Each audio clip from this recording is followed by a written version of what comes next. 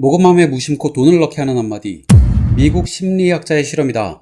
남녀 두 커플이 일반 가정을 개별 방문해 성금을 부탁했다. 이때 1. 얼마라도 좋습니다. 기부를 부탁드립니다. 2. 1페니라도 좋습니다. 기부를 부탁드립니다. 이 두 가지 표현을 사용했다. 1페니는 1달러의 100분의 1이다. 계산하기 좋게 1달러가 1000원이라고 하면 10원인 것이다. 실험 결과 1번은 42곳의 방문 중 12곳의 모금을 받았고 2번은 42곳의 방문 중 21곳의 모금을 받을 수 있었다. 사람의 심리상 처음에 1달러를 모금하려고 했는데 1달러라도 좋으니 모금에 동참해주세요 라고 하면 뭔가 사람이 없어 보이고 괜히 기분도 상한다.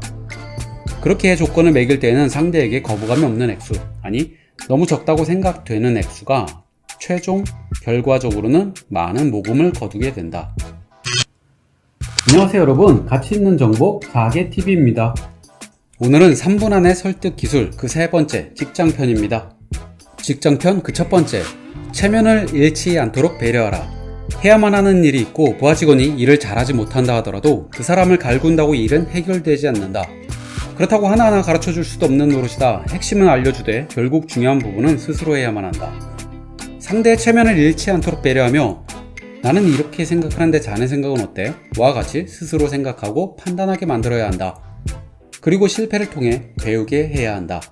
그렇게 되면 부하 직원은 스스로 잘못을 고칠 능력이 생기고 앞으로 더 발전하게 되며 좋은 충성심까지 생기게 되는 여러가지로 좋은 순환이 된다. 물론 리더는 속이 상한다. 그래서 리더십이라고 하는 거다. 두 번째, 부하를 꾸짖지 않고 변화시키는 방법. 나 메시지 방법이다. 늘 지각을 하는 부하가 있고 그 사람에게 회사 차원에서도 한마디를 해야 한다면 어떻게 해야 할까? 자네 지각이 너무 잦은 거 아닌가? 혹은 김대리, 아무리 회사가 편해도 이건 아니지 않나? 와 같은 문장은 비록 온순해 보이는 문장이고 잘못은 상대가 한 것이 맞지만 듣는 상대는 공격적으로 들리고 결과적으로 반감을 사게 된다. 분명 지각은 그 사람이 잘못이다. 그러나 인간은 논리적이지 않다. 내가 잘못했을 때는 더욱 자연스러운 논리와 정반대로 흘러간다. 진짜다. 그렇기에 이런 책과 내용의 전달이 있는 것이다. 아무튼 그럴 때 상대를 지칭하는 단어 대신 나를 넣음으로 감정적인 면을 최대한 배제하고 말한다. 자네 업무 태도가 좀 나쁘다 보다는 그렇게 하면 내가 좀 곤란해져. 와 같이 나라는 단어를 활용해 상대의 감정을 최대한 배려하며 납득시키는 화법이다. 다시 한번, 잘못한 사람이 상대라도 그런 것과는 상관이 없다. 우리가 만든 물건은 논리적이지만 우리는 논리적이지 않다. 착각하지 말자. 세 번째, 이번엔 상사의 화를 돋구지 않고 불만을 털어놓는 방법이다. 여자친구가 약속 시간에 늦을 때 넌 왜 이렇게 매번 늦냐?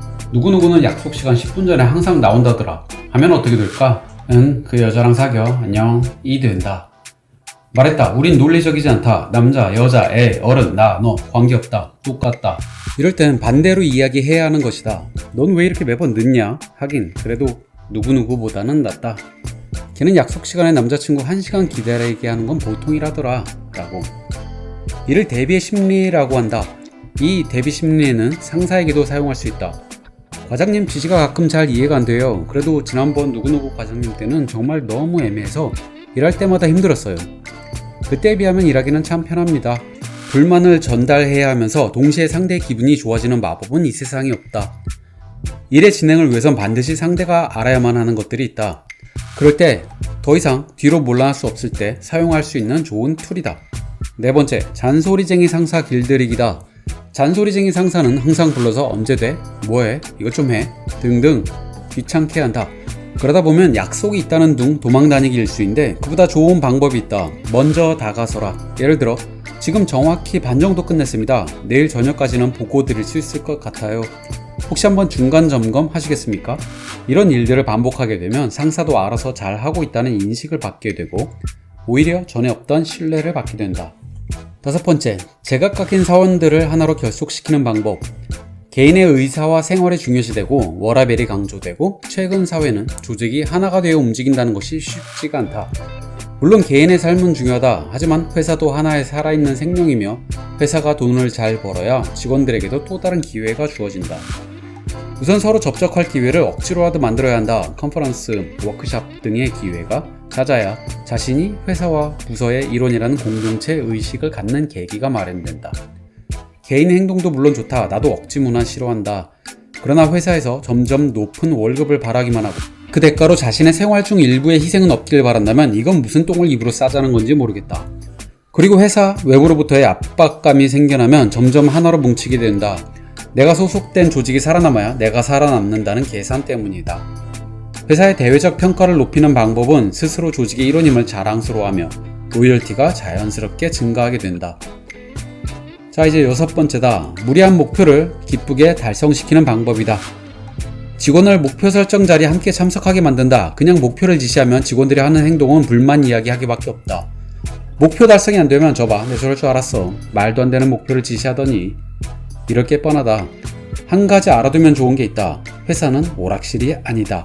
회사는 한계에 부딪히며 조금씩 성장하는 생명체다. 그러니 목표는 매번 챌린징하는 것이 당연하고 올바른 방향으로 가고 있는 것이다.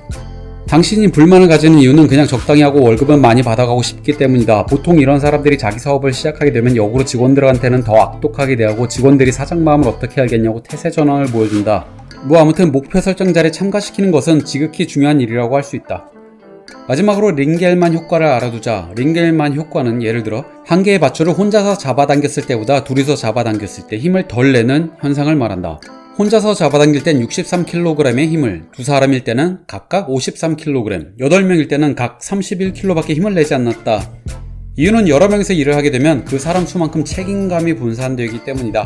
즉, 더 할 수 있음에도 불구하고 더 하지 않는 것이다. 그리고 본인은 알지 못한다.